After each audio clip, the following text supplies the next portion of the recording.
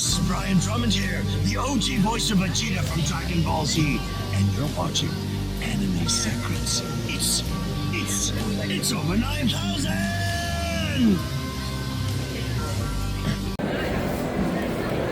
All right, how's everyone doing? A little bit louder, everyone. All right, I want you to give a loud, roaring welcome for the cast of Kaiju No. 8. Nazeeh Tarsha, Abigail Blythe, Katelyn Barr Landon McDonald.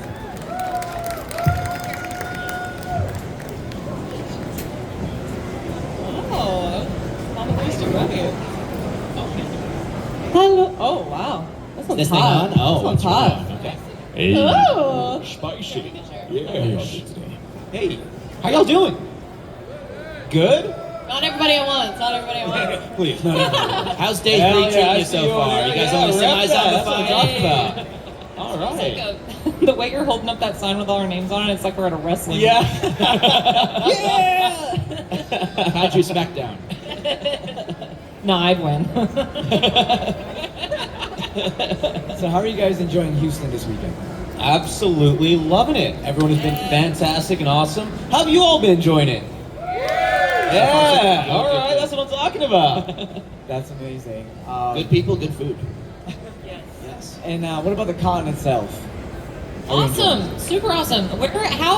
How many other places can you meet all of these people in one place? Like, this is crazy how many guests they have here. Like, all of our childhoods makes me feel a little old, but in a good way. Yeah, there's so many guests here that I'm sure it's really overwhelming for you guys. It's definitely overwhelming for us. I was like, oh, I didn't know that person was here. Or like I'd see somebody in the lobby and I'm like, that person looks familiar. I'm like, oh, they're from so-and-so movie or TV show. And I'm like, oh, wow. It's so fun whenever I'm at a convention where there's a mix of like face actors and voice actors. So I'm like, oh, it's like a whole other new world. I'm like, oh, wow, it's like across the way, like you, me. It's like similar career, but very different. Oh my god, the voice of my childhood is like at Starbucks right now. Like, Guys, I held the door for Winnie the Pooh. Whoa! Yes. Awesome. All right, so jumping right in. What makes Kaiju No. 8 truly special?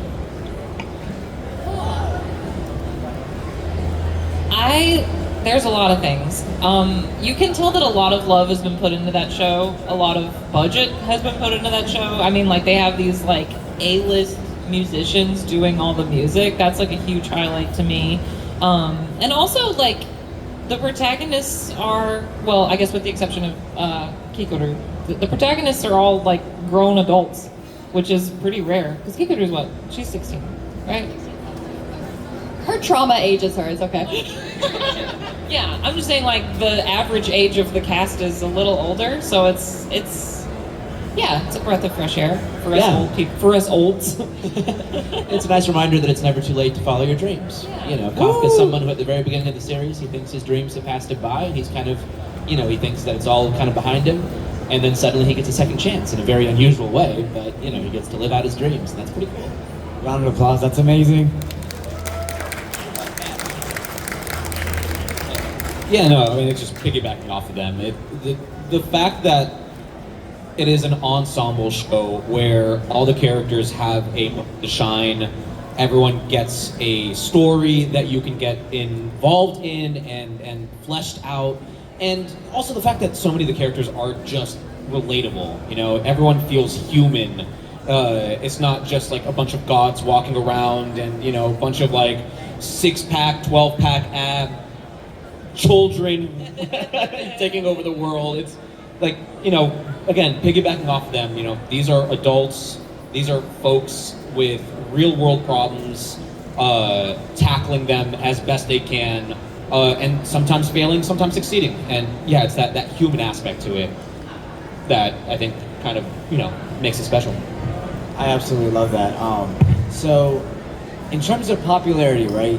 You know your show and is amazing when you get a Funko Pop, right? Yeah.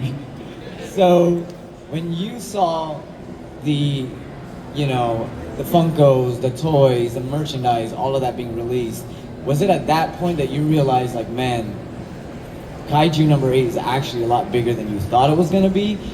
Or looking back when you first started, you just didn't know what could come of it? So, the manga was something that was on a lot of people's radars, especially in Japan, to the point where, and this is like happened a few years ago, to the point that I think people knew it was already going to be something special. And when the anime gets announced and the show becomes produced, you hope that it's going to maintain the same level of hype. And the Funko Pops, while don't get me wrong, absolutely nice and whatnot, I think really just the fan reception from the get-go is the true indicator of just what kind of a world we found ourselves falling into. I had the pleasure of being at Anime Expo where they were promoting it originally, and just seeing an audience filled with so many people, and Toho was there, the Japanese and the English side by side, kind of working to promote, and that's like I think the real mark for me of like just how special a show is when we have both sides coming together in order to help promote this show. But yeah, the fan reception I think first and foremost is the thing that brought to light, at least for me. I didn't know that Kaiju was like huge. There have been times in my career when I was on top of what's popular and what's not, and I just wasn't on this one. I didn't know.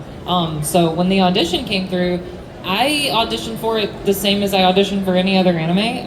I love dubbing anime. It's my favorite kind of work to do. So every time I get an anime audition, I'm excited about it, and I read every single time. And this was just, oh cool, another anime audition. Like, this is exciting, awesome. I would love to play this character that has a deep voice and dark hair. Like, that's kind of my thing. I was excited about it, but I had no idea, and I'm kind of glad I had no idea that Kaiju was so popular, because I would have overthought it.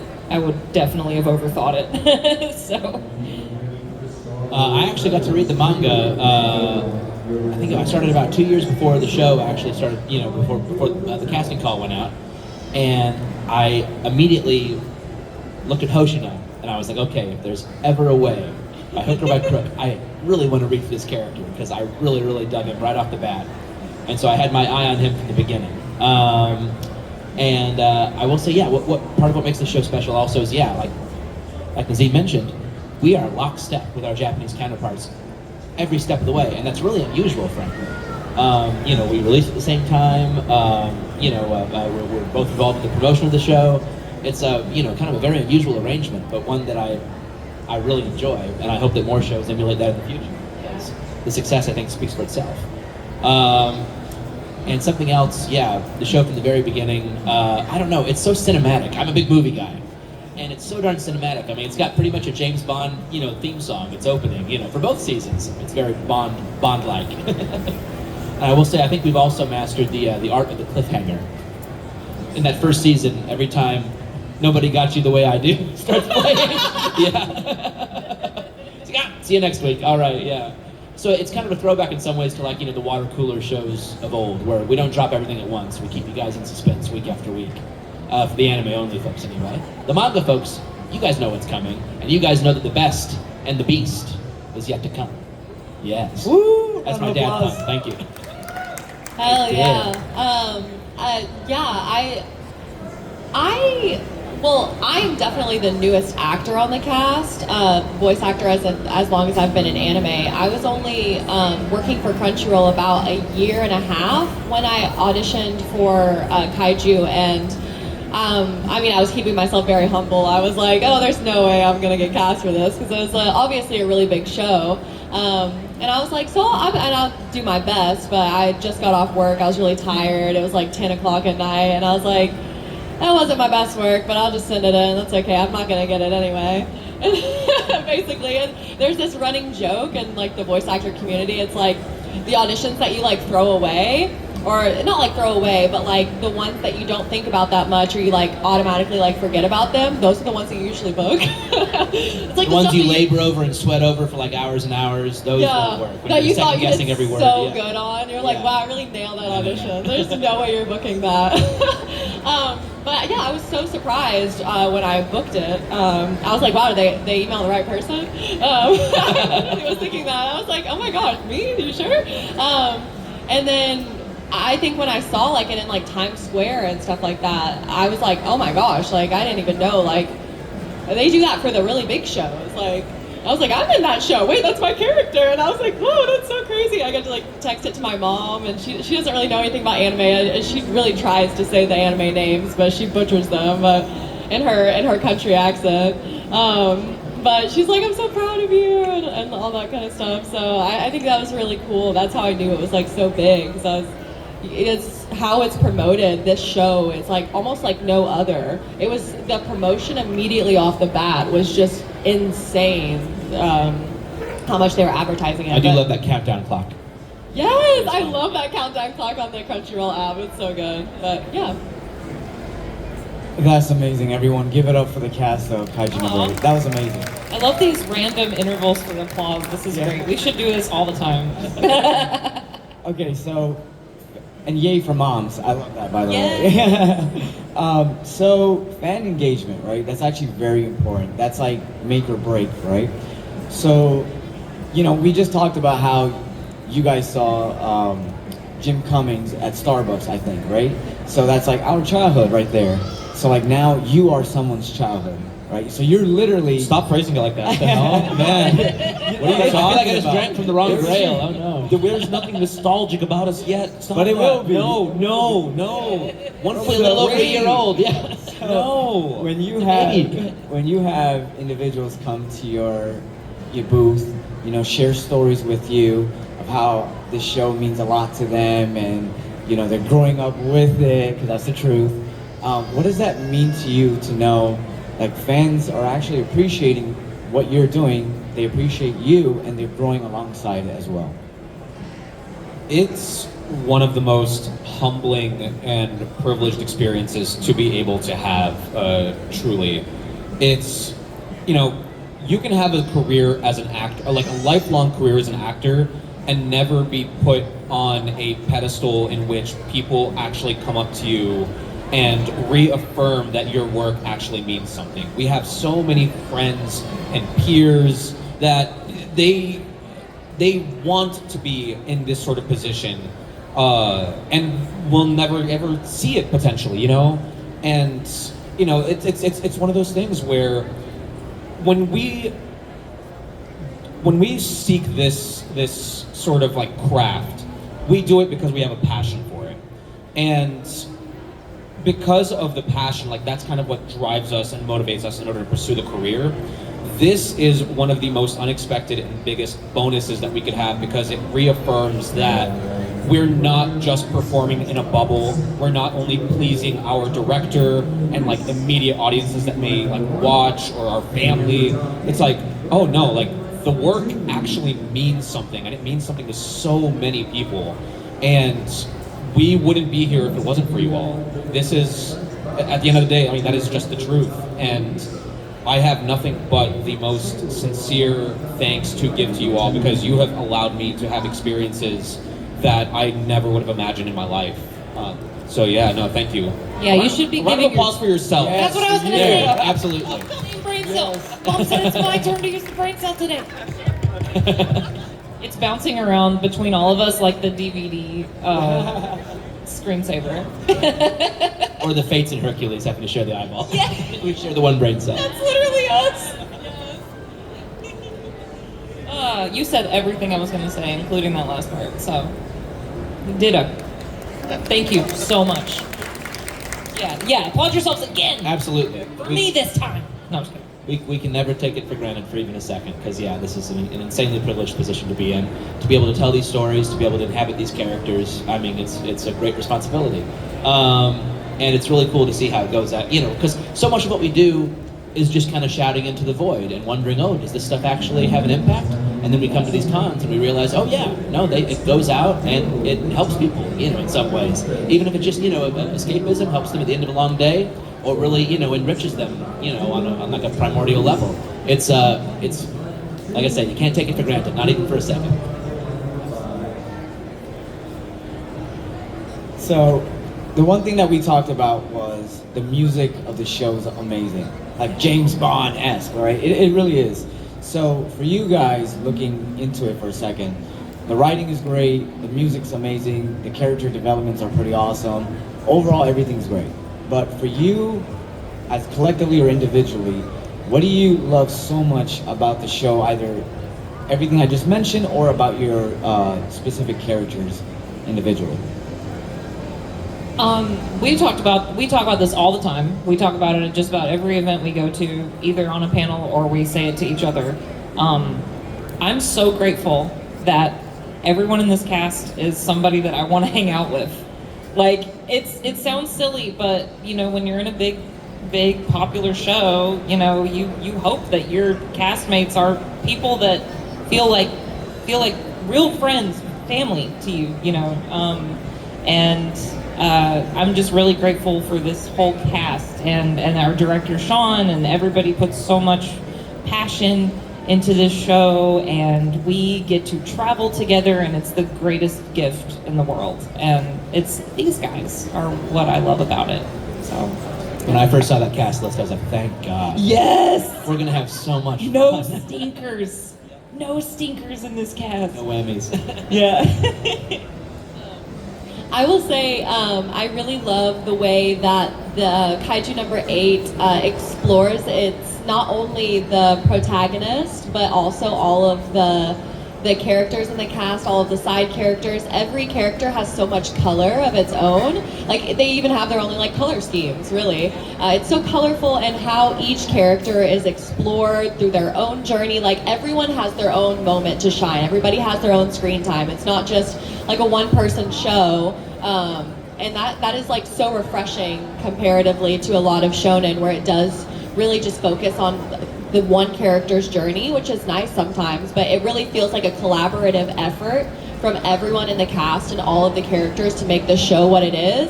Because it wouldn't be the same if it didn't have Hoshina. It wouldn't be the same if it didn't have Narumi or Mina or Kikoru. Obviously it wouldn't be the same if it wasn't Kafka, because it's revolved around Kafka. It's around his story. But it is nice that you can't just subtract one character. It's all we're all working together to make the show really great, and I really love that about this show. All the beautiful colors. Yeah. That's the name of the new outro for season 2. Yeah, I mean, I can't pick out one thing because it really is everything. Whether you go into the complexity of the story and the characters, whether you go into the amount of passion being put by all the gears involved, from the cast, from the director, from the crew, production, and on both sides of the equation. When we're in the booths, our director, he makes sure that we're happy with what we did before moving on and continuing with the recording process. And sometimes we'll even go back to the beginning. It's like, okay, let's just really quickly review. And even on the Japanese side too, I happen to be friends with Masayo Fukunishi, who is the Japanese Kafka, and he is just one giant ball of positivity and eccentricity, and it's a pleasure to be able to see him bringing so much of himself into the role, and even the composer for the thing.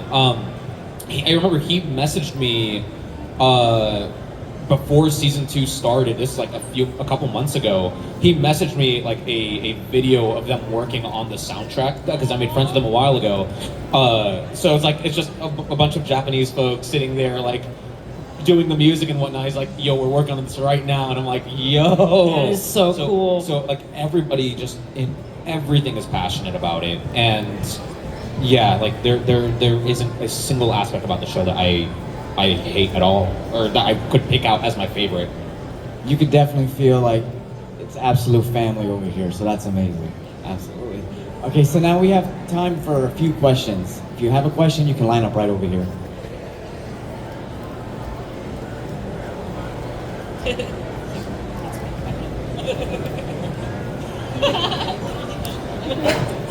Hi, Devin here. Hey, what's up, Devin? Hey, Devin. Nice to meet you again, Caitlin, by the way. Hi, yeah, I knew you looked familiar. I was like, hey. So, not getting into like season 2 spoilers, but what's probably been your favorite all-time moment from season 1? From season 1? Think here. I think nope, somebody else answer first. I'm thinking. I'll let you cook. Simmer down. I have a few. I really love whenever she gets, Kikoru gets her axe and has that like kind of like rap theme going on in the background. I love that part of the soundtrack, and she like hits it and it's like golden, and like all the lighting in that scene is just, I've seen it so many times, it's so good. I also love the scene where Kikoru first finds out about Kafka and he's like on his knees begging her. Like that entire little animation sequence is like so near and dear to me. They look so cute, and she's like, I have it on a print because I love that scene so much. I'm like, it's so cute. But those are so there's so many like hilarious moments, especially between Kafka and Kikoru, that is just like so endearing that it's just so fun. So I'd probably say like one of those two. That one time when you see Hoshina's back, that's it. That's all. Yeah. Need some water over there. It's just the show doesn't have fan service. Yeah. Get the spray bottle. Bonk. Let me see. For me, it would probably be the big collaborative fight against number 10 in episode 10 of season 1. Brent Mukai, who plays Kaiju number 10, is fantastic, just good. phenomenal. I actually got to sit in on several of his sessions, and it was really cool to watch him and Sean find the character. Because he's just, this like berserker, in love with the idea of fighting, and he's so intimidating. And it's funny because Brent is the biggest sweetheart in the world, but he mostly plays big monsters and creatures. He's got a great, deep, rumbly voice. So yeah, that was really, really fun. That whole episode was awesome. And it gave me one of my favorite Hoshina lines, which is, let's see. You've got a pretty small core there, big fella. So mid-battle trash talk, that's always fun. And for me, a couple of my favorite scenes, there are so many, but, looking at each character, I love when I have the fight with Hoshina, as well as just sort of like the secluded, night study talk as well, where it's like, we have like our own little serious intimate moment, and he kind of like motivates me and whatnot. And then with Mina, I love toward the end of the season, without spoiling for anyone who hasn't, if you haven't watched it, please go and watch it. And for those who have, it's when we have the heart-to-heart in the back of the van regarding my goals. That's just a heart. And then with Kikoru, my favorite moments are always all the old man moments. Whether it's our first encounter, whether it's me just constantly yelling in my falsetto voice, and just, it's a lot of fun. But also, even the endearing moments where it's just, he wants to protect her. She is precious and has, found a way into his sort of found family. So, Yeah. One more time, everyone, for the cast of Kaiju number 8. Thank you, Daniel. You're amazing. and thank you all so much as well. We wouldn't be here if it wasn't for you all. Again, give yourselves a round of applause. Yes. Please. And thank you so much for having us.